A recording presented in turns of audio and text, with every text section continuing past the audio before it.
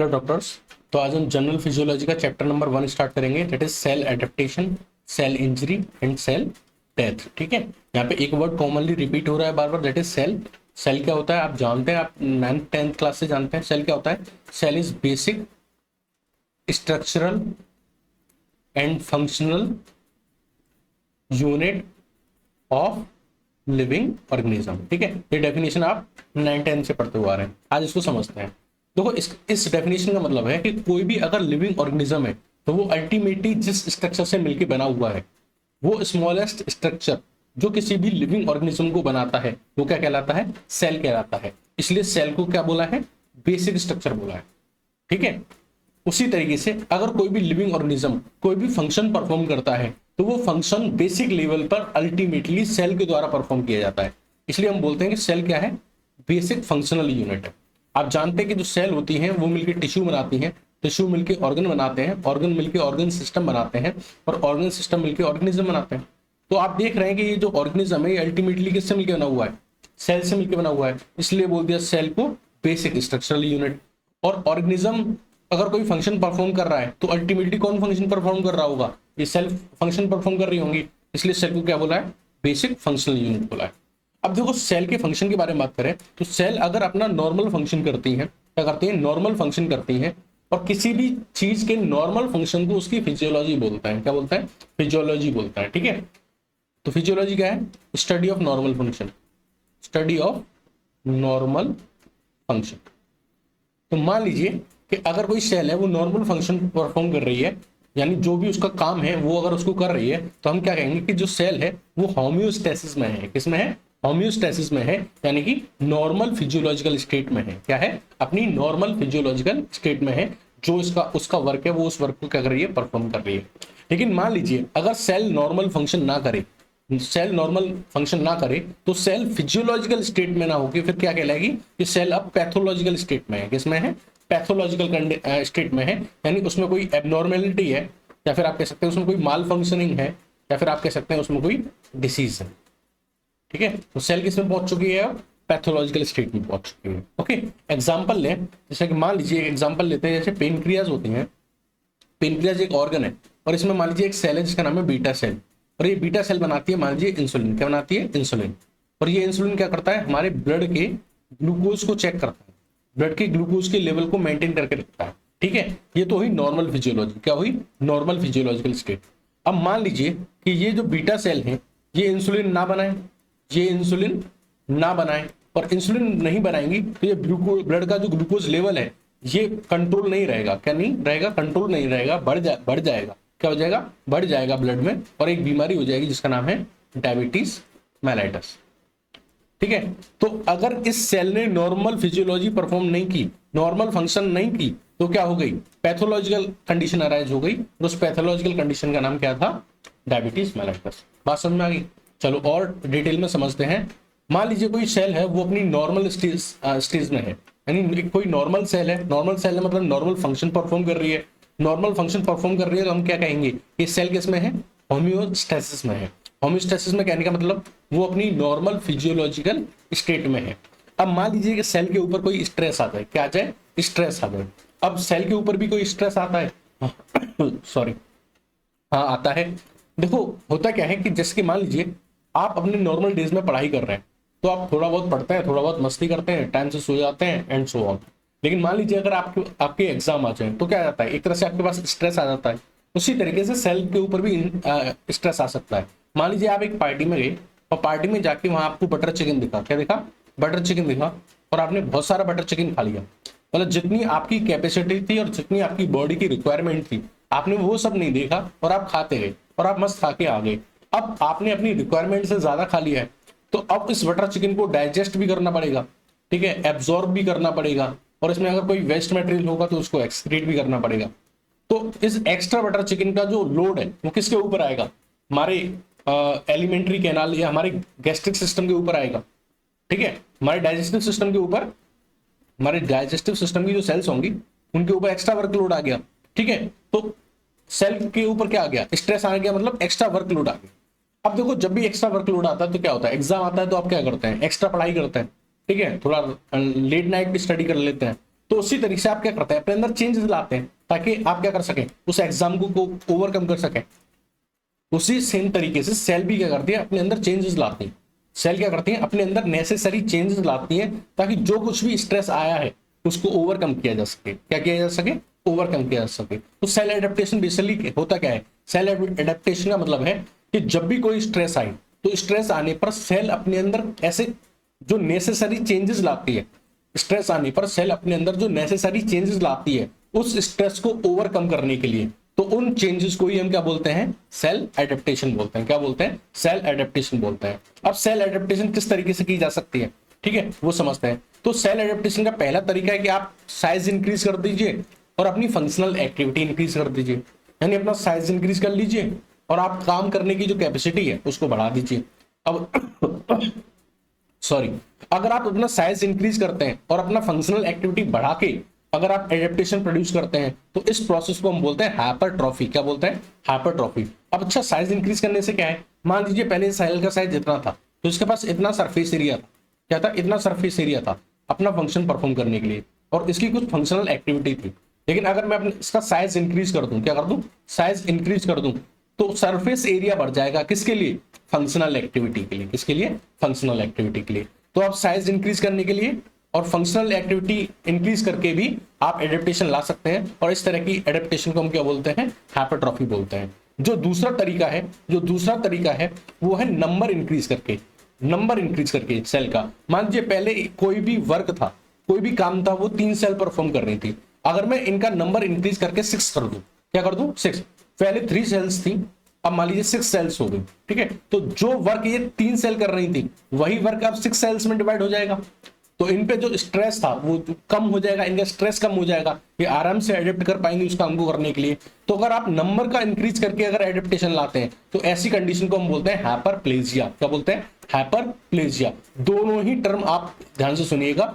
अगर size increase कर रहे हो, क्या साइज इंक्रीज कर रहे हो तो हाइपरट्रॉफी, नंबर इंक्रीज कर रहे हो तो हाइपरप्लेजिया। और इन दोनों का बेस्ट एग्जांपल अगर हम अपनी बॉडी में देखें तो प्रेगनेंसी के टाइम पे, किस पे टाइम पे, प्रेगनेंसी के टाइम पे जो मदर का यूट्रस होता है, जो यूट्रस होता है उसकी वॉल्स में ये दोनों फंक्शन होते हैं। अब एक बात सोचो कि अगर मान लीजिए प्रेगनेंसी है और मान लीजिए यूट्रस है, तो यहाँ क्या रहेगा, एक बहुत बड़ा बेबी रहेगा। क्या रहेगा, एक बहुत बड़ा बेबी रहेगा।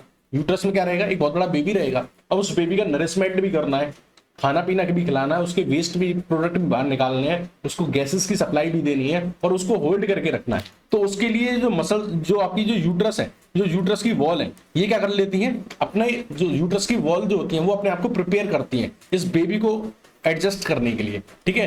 क्या प्रिपरेशन करती हैं, वो अपनी सेल्स के साइज को बढ़ा देती हैं, स्ट्रॉन्ग कर लेती हैं अपनी सेल्स को और अपने सेल का नंबर भी इंक्रीज कर देती हैं। तो हाइपरट्रॉफी और हाइपरप्लेजिया का सबसे बेस्ट एग्जांपल है प्रेगनेंसी के टाइम पे जो मदर का यूट्रस होता है वो, ठीक है। अब कुछ कंडीशन में ऐसा देखा गया है कि हमारी बॉडी में कभी कभी एडेप्टेशन इस तरीके से भी आती है कि हम साइज डिक्रीज कर लेते हैं या फिर फंक्शनल एक्टिविटी हमें डिक्रीज करनी पड़ती है या फिर हमें नंबर भी इंक्रीज करना पड़ जाता है कभी कभी, डिक्रीज इन नंबर। तो अगर हम सेल का साइज डिक्रीज कर रहे हैं, सेल का नंबर डिक्रीज कर रहे हैं या फिर सेल की फंक्शनल एक्टिविटी को रिड्यूस कर रहे हैं, क्या कर रहे हैं, रिड्यूस कर रहे हैं। मान लीजिए आपका कोई ऑर्गन है वो हाइपर एक्टिव है, क्या है, हाइपर एक्टिव हो गया, क्या हो रहा है, हाइपर एक्टिव हो गया, ठीक है, ज्यादा फंक्शन परफॉर्म कर रहा है, हाइपर एक्टिव हो गया है। तो हम क्या करेंगे, उसकी फंक्शनल एक्टिविटी को रिड्यूस करना चाहेंगे, उसकी सेल का साइज रिड्यूस करेंगे। साइज रिड्यूस करेंगे तो सरफेस एरिया कम होगा, सरफेस एरिया कम होगा तो उसकी एक्टिविटी स्लो डाउन हो जाएगी। और तीसरा, उस सेल्स का नंबर डिक्रीज कर देंगे ताकि वो हाइपर एक्टिविटी शो ना करें। कम सेल्स होंगी, कम फंक्शन परफॉर्म करेंगी, कम एक्टिविटी आएगी। तो अगर कोई भी ऑर्गन हाइपर एक्टिविटी परफॉर्म कर रहा है तो वहां उस केस में हम डिक्रीज साइज डिक्रीज करके, उसकी फंक्शनल एक्टिविटी डिक्रीज करके और उसका नंबर डिक्रीज करके क्या लाते हैं, एडेप्टेशन लाते हैं। और इस तरह की एडेप्टेशन को हम क्या बोलते हैं, एट्रोफी बोलते हैं। क्या बोलते हैं, एट्रोफी बोलते हैं। आपको ये तीनों टर्म क्लियर होना चाहिए। अगर आप इंक्रीज इन साइज कर रहे हैं तो हाइपरट्रॉफी, तो ठीक है। अगर आप इंक्रीज इन नंबर कर रहे हैं तो हाइपरप्लेजिया। अगर आप decrease in size and decrease in number कर रहे हैं तो एट्रोफी, ठीक है। अब चौथा और मोस्ट इंपोर्टेंट ये है कि अगर सेल अपना फिनोटाइप चेंज कर ले, अगर सेल अपना फिनोटाइप चेंज करके अगर एडेप्टेशन लाती है तो उसको बोलते हैं मेटाप्लेसिया। क्या बोलते हैं, मेटाप्लेसिया। फिनोटाइप चेंज करने का क्या मतलब है कि सेल जो होती हैं, देखो हमारी बॉडी में डिफरेंट टाइप्स ऑफ सेल होती हैं। तो हमारी बॉडी में जरूरत पड़ने पर जो एपिथेलियल सेल है वो कन्वर्ट हो जाती है मेसेनकाइमल सेल में। किसमें? मेसेनकाइमल सेल में। और मेसेनकाइमल सेल जरूरत पड़ने पर किसमें कन्वर्ट हो जाती है? एपिथेलियल सेल में। यानी सेल अपनी फिनोटाइप ही चेंज कर रही है, अपनी फिनोटाइप चेंज कर रही है, जरूरत पड़ने पर एपिथेलियल मेसेनकाइमल में कन्वर्ट हो रही है, मेसेनकाइमल एपिथेलियल में कन्वर्ट हो रही है। तो इस तरीके के चेंज से लाए हुए एडेप्टेशन को हम क्या बोलते हैं? मेटाप्लेसिया बोलते हैं। क्या बोलते हैं? मेटाप्लेसिया बोलते हैं। तो ये हमने बात की थी कि अगर कोई स्ट्रेस आया है सेल के ऊपर, तो सेल क्या करेगी? एडेप्टेशन लाएगी अपने अंदर। क्या लाएगी? एडेप्टेशन लाएगी। लेकिन मान लीजिए कभी कभी स्ट्रेस इतना ज्यादा होता है कि सेल अपने अंदर एडेप्टेशन नहीं ला पाती। ठीक है, जैसे आपने कोटा में पढ़ने वाले स्टूडेंट देखे होंगे, उनके ऊपर बहुत ज्यादा स्ट्रेस आ जाता है, जो नीट वगैरह की तैयारी करते हैं। तो उनके पास दो रास्ते होते हैं। एक तो वो उस स्ट्रेस को फेस करें, ठीक है, उस स्ट्रेस को क्या करें? फेस करें। और दूसरा, नहीं तो वो क्या कर लेते हैं? सुसाइड कर लेते हैं, जो कि गलत तरीका है। तो मान लीजिए आपके पास कोई स्ट्रेस आया, आपने उसके अंदर उसके लिए क्या लाई? एडेप्टेशन लाई, अपने अंदर चेंजेस लाई कि आप उस स्ट्रेस को झेल सके। लेकिन कभी कभी ऐसा होता है कि हम उस स्ट्रेस को नहीं झेल पाते। हमारी जो सेल्स हैं उस एडेप्टेशन को, उस चीज को नहीं झेल पाती हैं। तो जब उसको नहीं झेल पाती हैं तो क्या हो जाती है? सेल के अंदर इंजरी हो जाती है। अगर आप स्ट्रेस नहीं झेल पा रहे हैं तो क्या होगा? आपको इंजरी होगी। अब इंजरी होने के दो तरीके हैं। एक तो पहला ये तरीका था कि कोई स्ट्रेस आया, पहला तरीका तो ये था कोई स्ट्रेस आया, आपने एडेप्टेशन करने की कोशिश की, एडेप्टेशन आपसे हुई नहीं, और इनएबिलिटी टू अडॉप्ट, एडेप्टेशन ना कर पाने की वजह से सेल इंजरी। दूसरा, मान लो आपको एडेप्टेशन का टाइम ही नहीं दिया गया, आपकी बॉडी को या आपकी सेल्स को एडेप्टेशन करने का टाइम ही नहीं दिया गया, डायरेक्ट किसी ने इंजरी कर दी। सपोज करो किसी इंसान की बॉडी पे पिज्जा फेंक दिया, एसिड फेंक दिया, तो उसको टाइम ही नहीं मिला, उसको उस स्ट्रेस को ओवरकम करने का टाइम ही नहीं मिला। आपने डायरेक्ट क्या कर दी? डायरेक्ट इंजूरियस स्टिमुलस दे दी। अब डायरेक्ट इंजूरियस स्टिमुलस कई तरीके से दे सकते हैं।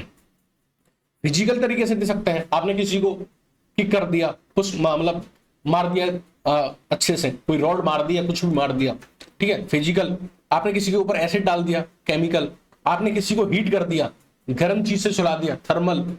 इस्केमिया, आपने उसकी ब्लड सप्लाई, उसका नाक बंद कर दी, ठीक है, ब्लड सप्लाई रिड्यूस। इस्केमिया मतलब क्या होता है? ब्लड सप्लाई रिड्यूस करना, ब्लड सप्लाई रिड्यूस करना।